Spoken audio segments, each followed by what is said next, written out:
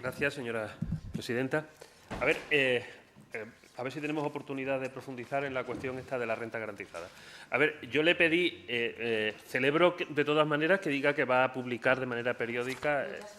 Ya se publica, vale, bien, luego hablamos. Bien, vale. Lo que es la evolución de la prestación de renta extremeña garantizada. Nosotros le pedimos los datos a final del año 2023, tenemos los datos de ejecución 24 millones de euros, 24.560.281 euros y 4.000 expedientes resueltos favorablemente. La cuestión, es decir, usted ha hecho una evaluación y luego yo, una vez que la escuche, veré un poco si compartimos o no compartimos el diagnóstico. Es decir, sobre la base de un año, ¿cuáles han sido el número de prestaciones reconocidas y el dinero abonado? ¿Qué valoración hace? Porque ustedes han incrementado el presupuesto en el año 2024. En este caso, 30 millones y algo, 34.000 euros. Entonces, era la valoración de esas cifras. Nada más y gracias. Muchas gracias, señor diputado. Tiene la palabra para contestar la pregunta la señora Angulo Romero por un tiempo máximo de 10 minutos.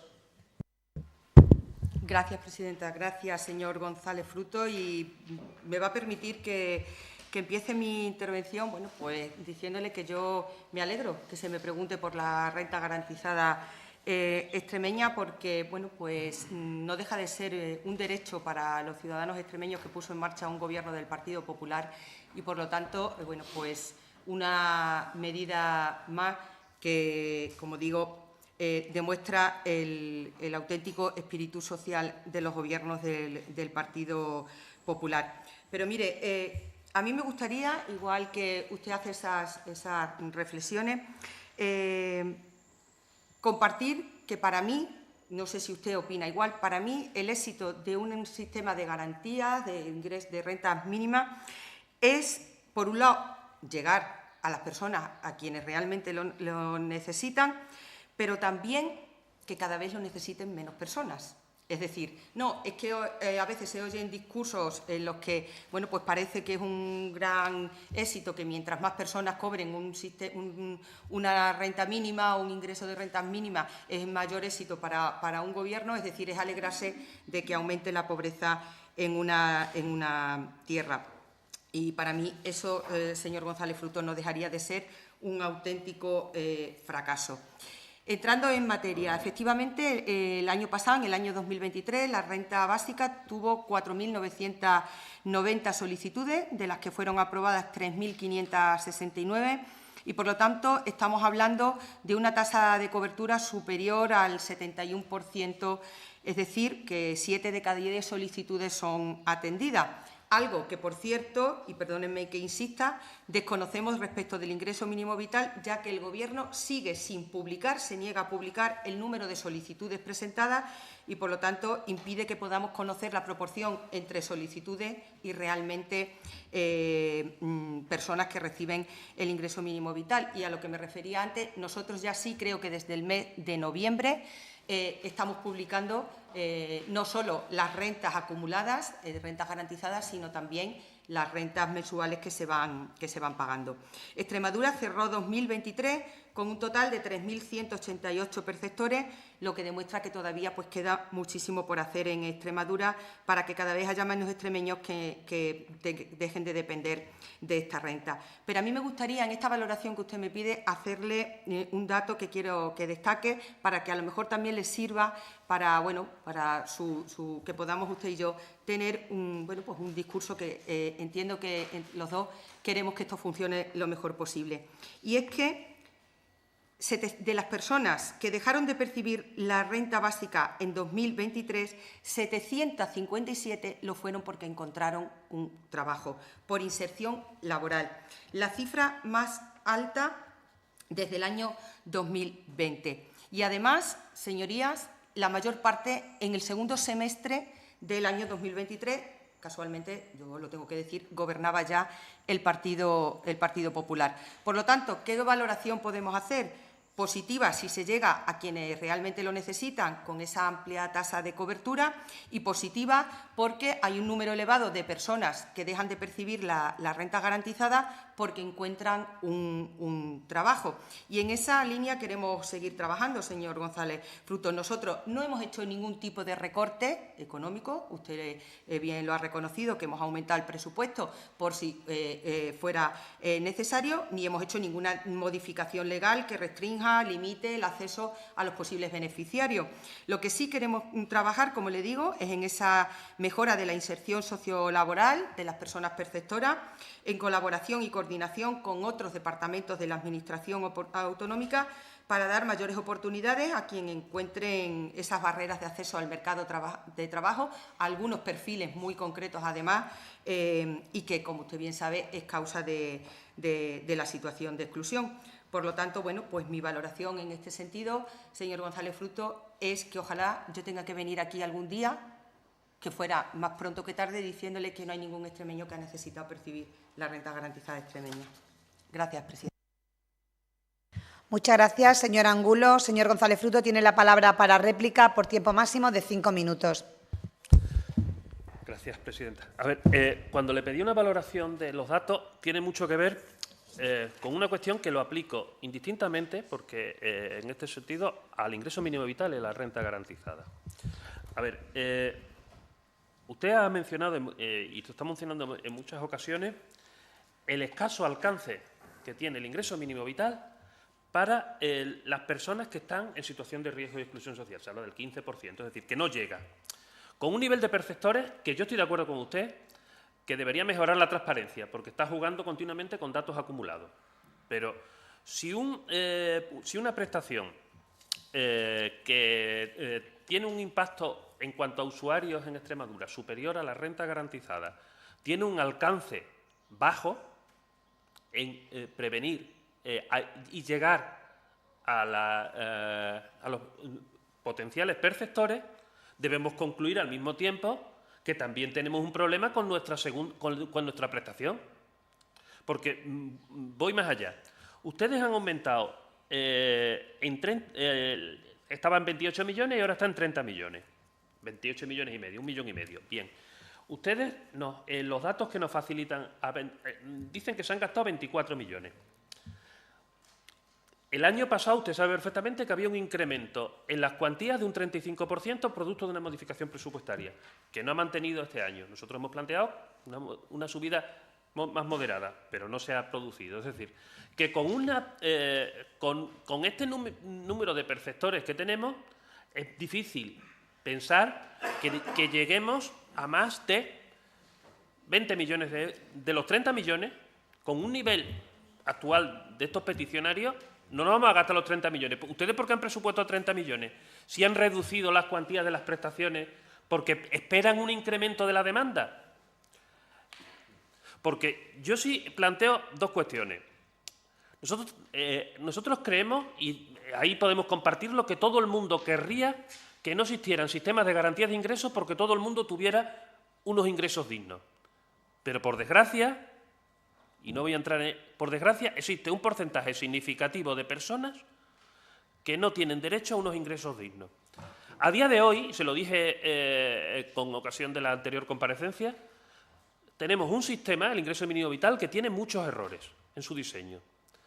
Pero es un sistema de garantía de ingresos que fundamentalmente, como se basa en los ingresos del ejercicio fiscal anterior, está protegiendo, y los que ya llevamos mucho tiempo trabajando en los servicios sociales, está protegiendo de una manera más o menos adecuada, con su déficit, aquella pobreza estructural, aquella pobreza cronificada. ¿Por qué? Porque las declaraciones de la renta son siempre muy bajas o inexistentes ingresos.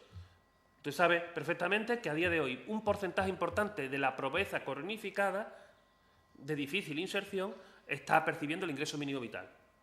Y una persona como yo, que lleva 40 años trabajando en los servicios sociales, se ha dado cuenta de esa transición en los 4 años hasta que he tomado posesión como diputado.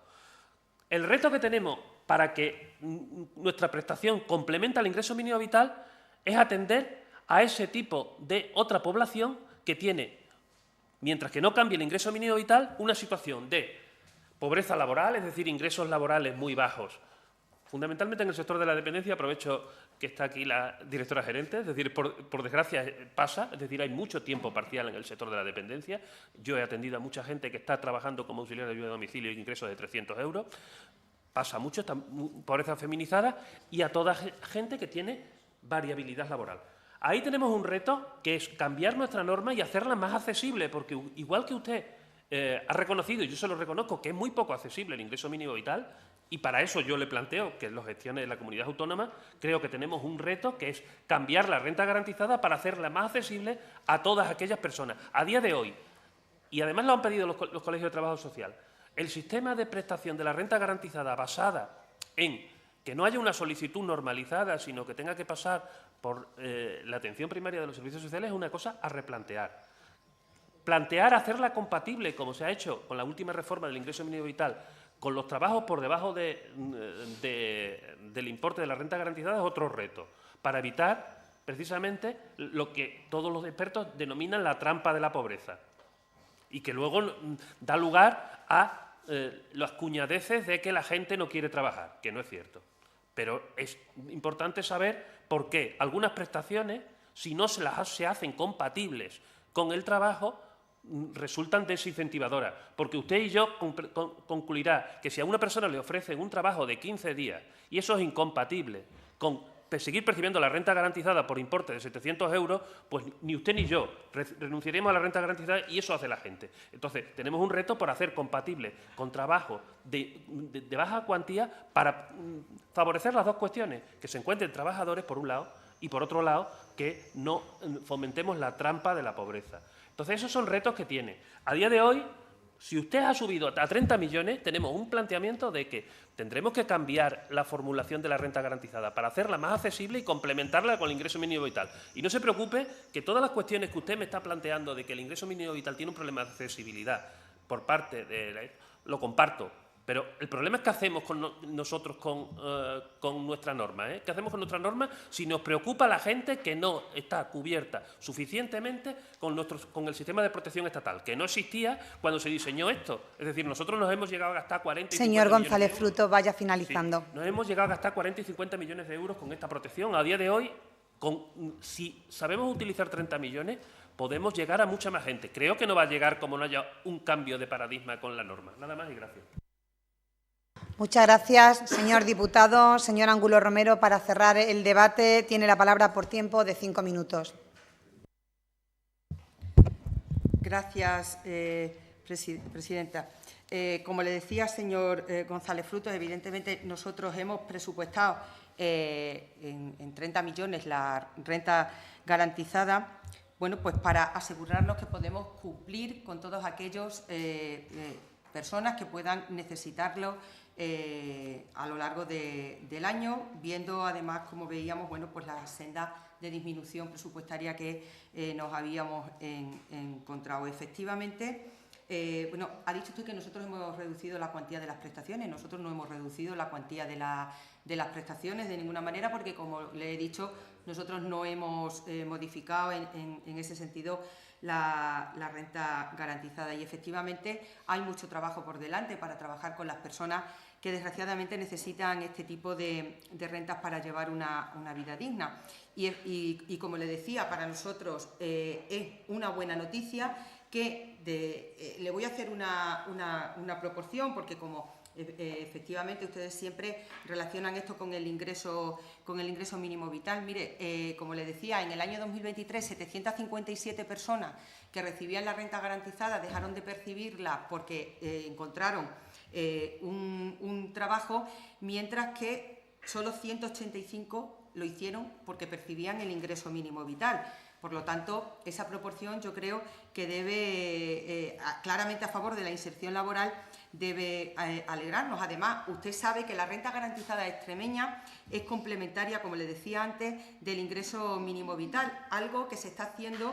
Y miren, en 2023, 1.465 perceptores del ingreso mínimo vital recibieron el complemento para llegar al mínimo de la renta garantizada, porque, como le decía antes, y no sé si se lo he llegado a decir, es decir, en Extremadura, y son datos oficiales del Ministerio, los extremeños que perciben el ingreso mínimo vital reciben la segunda cuantía más baja de toda España. Yo no sé por qué. 419 euros, 139 euros por beneficiario, además de que, como decimos, esta prestación solo está llegando al 13% de la población extremeña que vive por debajo del umbral de la pobreza. Y efectivamente hay que seguir apostando por esa incentivación al empleo, que, como digo, que bueno, pues no debe venir solo de la mano de la renta garantizada extremeña, que también, y lo comparto con usted, sino desde esas otras medidas que sirvan de medidas preventivas. A usted le gusta hablar de prevención y a mí, sobre todo, me gusta hablar de prevención.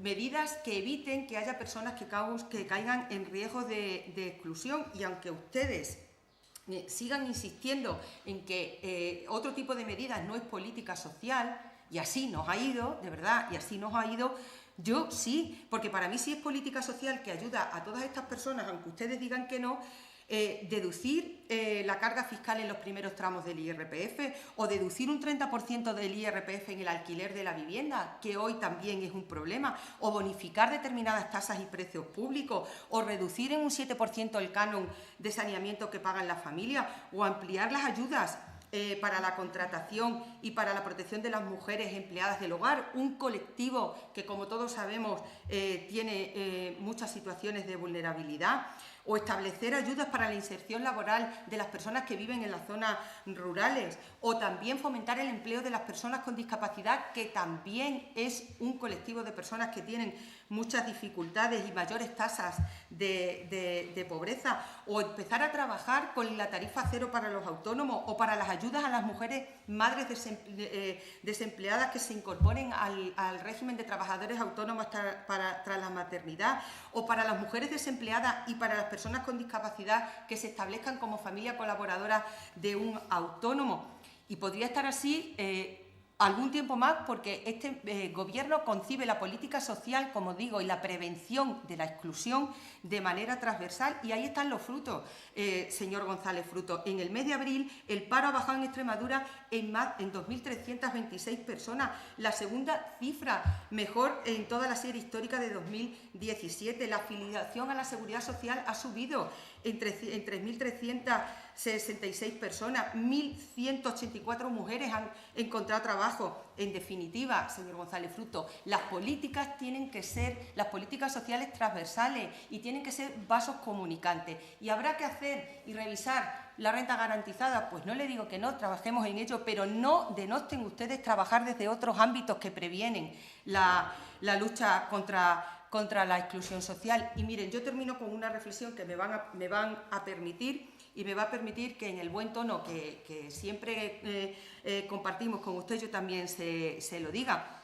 Porque, como digo, yo creo que los extremeños se han dado cuenta. Los extremeños se han dado cuenta de que no podíamos seguir con las políticas de empobrecimiento de nuestra sociedad y de ese aumento de la pobreza en la que teníamos. Y antes decía la señora Buendía que, bueno, estábamos aquí en el Gobierno gracias al apoyo. Sí, estamos aquí en el Gobierno porque nos han votado los ciudadanos extremeños y, por lo tanto, estamos perfectamente legitimados. Porque, además, ustedes plantean, señor González Fruto, ustedes plantean que nosotros, con todas estas políticas fiscales, no favorecemos a las clases medias y trabajadoras, no favorecemos a quienes menos, y que favorecemos Señora Angulo, vaya finalizando. Termino con dos frases. Que favorecemos a los ricos. Entonces, explíqueme usted.